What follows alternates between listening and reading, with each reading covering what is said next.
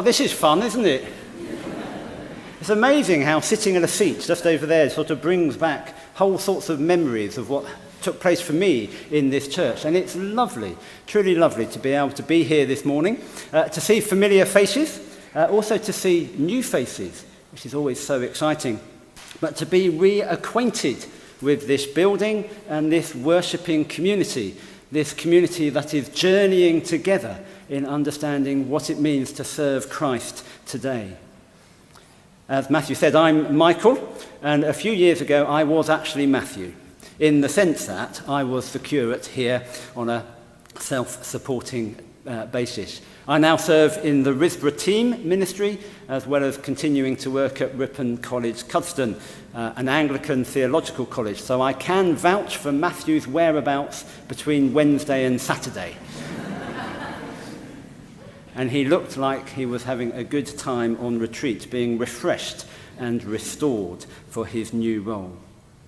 It was back in March that Matthew asked me if I was available to preach this morning, and he explained that the passage we heard from John chapter 21 had been an important passage for him, as he had recognised and responded to God's call to be first a deacon and now a priest. And I hope I'm not giving away secrets, but I understand on your green stole that this theme, this passage, is the inspiration which is on there, which is decorated, which was made by Andrea. Is that right? Excellent. So look out for that when we come back to being green next week. So let's just turn to this passage. I hope you noticed that there was a slight skip between verses, where did we get to? We got to 6, and then we jumped to verses 15. There's quite a bit in the middle. So this is my plea for you to go home, find a Bible, and read the whole passage if you get the opportunity. There was a slight pause as we heard it read, which was lovely. John chapter 21 is indeed a wonderful passage. But one of the issues which we might just want to deal with very briefly is why we have John chapter 21 in the first place. If you read the Gospel of John and you get to verse 39 in chapter 20, you think you've come to a natural conclusion. We've had 3 resurrection accounts at the tomb and in the house where the disciples met, which take us from Easter Sunday to the first Sunday after Easter. And John concludes, "But these are written so that you may come to believe that Jesus is the Messiah, the Son of God, and that through believing you may have life in his name." Full stop. End of story. The book could finish there. But then it goes on. After these things, Jesus showed himself again to the disciples. What is John doing? Why is this here? Now, to be honest, I'm not a great biblical scholar, and when you start to read some of the commentaries, it's quite clear that no one really knows. And it's been the subject of much speculation. For example, that it was a later addition, either by John or by someone else, or that it was designed to address some particular issues which were going on in the early church. Personally, for me, this feels like a natural continuation of John's Gospel. And indeed, in terms of all of the manuscripts we've had, John chapter 21 has always been in all of the manuscripts. And sometimes you have to think about what questions an author might have been addressing. And right back in the first chapter of John's Gospel, he asks the question, what does it mean to be a follower of Jesus? What does it mean to be a follower of Jesus? In the opening chapter of John's Gospel, Jesus invites the fishermen to come and see. An invitation that we hear repeated at the end of John chapter 21, as Jesus invites Peter to follow me. So John chapter 21 is a way of continuing to think about that question. What does it mean to be a follower of Jesus? One of the interesting things about John's Gospel is that John often has some of the same or similar stories to the other Gospels, Matthew, Mark, and Luke, but he puts them into different places. Matthew, Mark, and Luke record the follow me calls right at the beginning of their Gospel. but John puts them at the end after Jesus' death and resurrection. And sometimes we have to ask ourselves why John might do that. And I think that's really important, because it places Jesus' call to be a disciple not just within his earthly ministry. It would be so much easier for us if we had the get out clause, which said, oh, that was when Jesus was physically here on earth. That's when he called people to follow him. But by placing this story after Jesus' death and resurrection, John has placed it in the context which we find ourselves in today, because we're no different to those disciples. We live in a post-resurrection time. We're trying to make sense of what it means to have a resurrected Jesus in front of them. Placing this story here means that we don't have a get-out clause. We too have to address that question. What does it mean to be a follower of Jesus today? In this passage, we see that the disciples, or some of them at least, have returned to their old stomping ground, to Galilee, and they've returned to their previous lives and occupations. Peter's declaration, I am going fishing, is not about a leisure activity. It's not about something to do for that afternoon because they've got nothing else to do, or a one-off desire to do something different. It's actually a statement of despair, of dejection, and possibly of failure. The disciples have returned to what they know before they accepted Jesus' invitation to come and see. They return to the everyday, ordinary, secular world that they knew. And it's right there that Jesus meets them. At daybreak, which really means daybreak, because it means as the light first emerged, the sunlight starts to come at dawn. And you can always tell when you have a resurrection story in front of you. There's two characteristics which are common across all of the Gospels. One, it's early in the morning. Second, they don't recognize Jesus. But Jesus meets the disciples where they are and knows their needs. Most immediately, their need is to catch something, and then to have refreshment after a night of toil. And that's the bit which we don't hear about in the reading this morning. Jesus instructed the disciples to cast their net on the other side, which yields a catch almost too large to manage. Jesus invites them to come and have breakfast. The charcoal fire is ready, and some fish and bread is prepared. Food is shared amongst them. But there's something more going on in this encounter than meeting those initial needs. One of the things which is going on is remembering, bringing back together, bringing to mind things which have happened. Maybe things which have become disconnected or fragmented, and maybe some of those things which are almost too painful to bring to mind. For the disciples, there would have been the remembering of an earlier meal of bread and fish with Jesus on a hillside, with the offering of a boy of all that he had brought for himself, and the collection afterwards of the plenty that was left over, a sign of God's bounty. And there'd also have been the remembering of another charcoal fire. That charcoal fire was the location for Peter's rejection and denial of Jesus, despite earlier pledges of eternal loyalty. Peter in the courtyard by a charcoal fire, denying he knew Jesus, the Jesus who had been arrested and was being tried. In this story, we have that remembering, which is an important part of bringing things back into wholeness. And then we have restoration. The disciples recognizing Jesus through his words, come and have breakfast, come and see. And then Jesus' actions, he took bread and gave it to them. A reminder of those times, physical reminder of those times when they have shared meals with Jesus and learned from him. And then for Peter, we hear of a quiet conversation, taken to one side by Jesus, walking along the beach, where forgiveness is seen and enacted, not in a simple statement of forgiveness, but in a commissioning. Feed my lambs, tend my sheep, feed my sheep. This passage which we heard is probably the clearest and most complete example of a forgiveness story in the New Testament. And Jesus gives Peter responsibility and invites him to follow me. Peter, and through Peter, us once again, are learning that to be a disciple is to be a fisherman. Ironic. I'm going to go fishing. I'm going to relearn how to fish. But what does it mean to be a fisherman?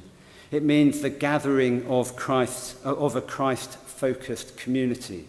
That's what happened with a shared breakfast, people gathering around Jesus and following his ways. But also joining in the suffering of the Messiah and the suffering of the world in which we find ourselves. And also to witness to the victory or the hope which we find in God. This picture of forgiveness in the New Testament, and seen particularly in this passage, is a picture of bringing together of graceful giving and releasing. So I wonder, what do we do with this story today?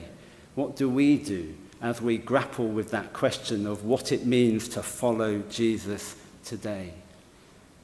Well, at one level, there is a model of encounter here. A model of encounter with Jesus. Jesus meets us where we are. That's both a promise. That's a promise which Jesus has to meet us where we are, to meet our needs, whatever they may be.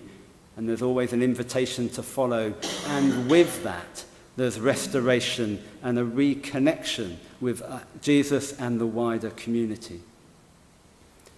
And I think in that model, we're encouraged to be creative, to use our imaginations, to place ourselves in that story which we hear. Which character are we? What do we need to hear today? For me, as I've been thinking about this passage over the last week, I've been struck by two things. One is this focus on returning to everyday occupations of life, and that's where Jesus meets us. We don't need to wear one of these or a dog collar or anything else to be able to serve and meet Jesus. And it is in our workplaces, our community places, our leisure times that we have people we can meet. I've been thinking about this because I'm taking the first steps towards, I don't call it retirement, I call it using my time differently because I don't want to think I'm too old. But I'm having to let go of some of those things that come with work. What does that mean for me? How do I think about that in terms of how I might serve Jesus in a different place as I step out into a different world? One where I have to think about what my everyday activities are. The other thing I've been thinking about in terms of this passage is it's often the simple stuff which is so important. A meal, some hospitality, some kind words, some moments with each other, some action which shows that you're being thought about, that there's someone else there who can walk alongside you. I know I've been in danger in the past of always looking to the grand scale, looking to the things which are going to make the big difference, right to the justice of the whole world. But maybe sometimes following Jesus is about taking the little steps, the little signs and actions that we can do as we try and model ourselves on Jesus' graceful giving and releasing. But as we come to the end, I thought I ought to pay some attention to Matthew. So, Petertide. Petertide is the traditional time of ordinations. And that's on the 29th of June when we think particularly about Peter and the continuing call to leadership which was first given to Peter by Jesus, Jesus says, "You are Peter, and on this rock I will build my church." In this story, we see Jesus restore Peter to his calling as a disciple, and he's given the ways and means to deliver on that leadership commission. And that's a journey that Matthew has taken as he moved from being a deacon to a priest. He's been earmarked for a leadership commission.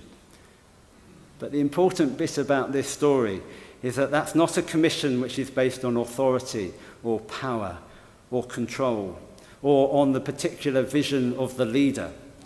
It's actually about a fundamental duty within leadership to nourish and to nurture, to feed and to tend.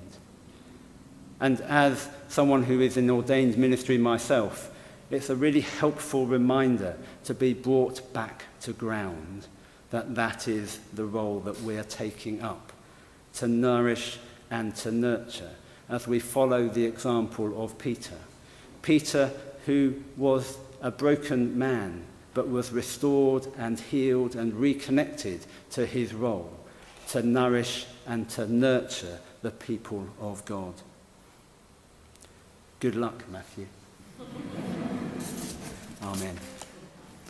As Matthew said at the very beginning, it's wonderful to see so many people and to be able to welcome people back who used to be part of St Mary's and those who were part of the Matthew Supporters Club, particularly some from Ivor, which is just wonderful. And he's done pretty well, hasn't he? Just a few notices. Next Sunday afternoon, we've got a family fun afternoon where we've invited all the Sparklers families and baptism families. But we need some help. We need some cakes and some cookies, please. And we need one or two people who can stay after the service, help to put bunting up, and people to help during the afternoon as well. So if you're able to do that, grab Nadine before you leave or send her an email. But it's a real chance for us to offer to the families who come very regularly on a Monday morning. So please help with that. And then the next big thing is the weekend, the 14th to the 16th of July, when we have our celebration of wedding dresses and flowers. It's all coming together, the planning. So there will be lots of wedding dresses across the decades. I think the oldest one we've got is in just post-1900, all the way through. So please come along to that. Deborah and Julie went round the village putting up all the posters, so there's lots of adverts around. And we're being really blessed by some of the businesses who are giving us raffle gifts. So be partly a fundraiser, but also an opportunity for people to come in, see lovely flowers, lovely dresses, and be in this beautiful building. So please be passing on the word. And again, we need volunteers to be helping on the Saturday and the Sunday. So if you can help with that, that would be tremendous.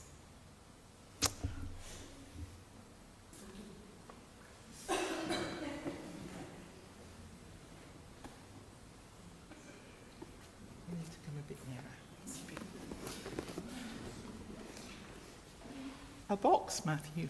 Oh. A gift, Matthew, from all of us. Shall I? You need to open it. I need to open it. You do need to open it. It has a card in it. It's got two cards in it. Yeah, we'll leave those. Oh, right, you can open those later. And it's got some tissue paper. Oh. Shall I hold that? Oh, wow. I think I might know what this is. Oh. Oh, getting there. Oh.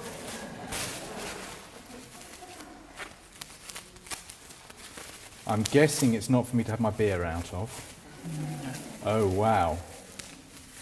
Well, thank you very much. So, well, there's another bit. Oh, you look on the bottom.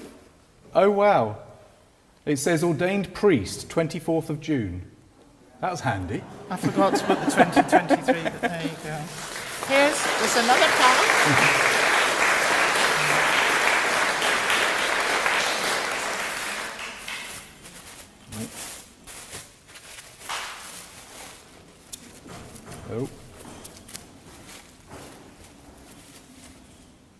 And there's, ordained priest, 20, so that they match. They match. So- That was the intention. So I've got something for doing communion elsewhere. So thank you very much indeed. Will they be safe in there like that?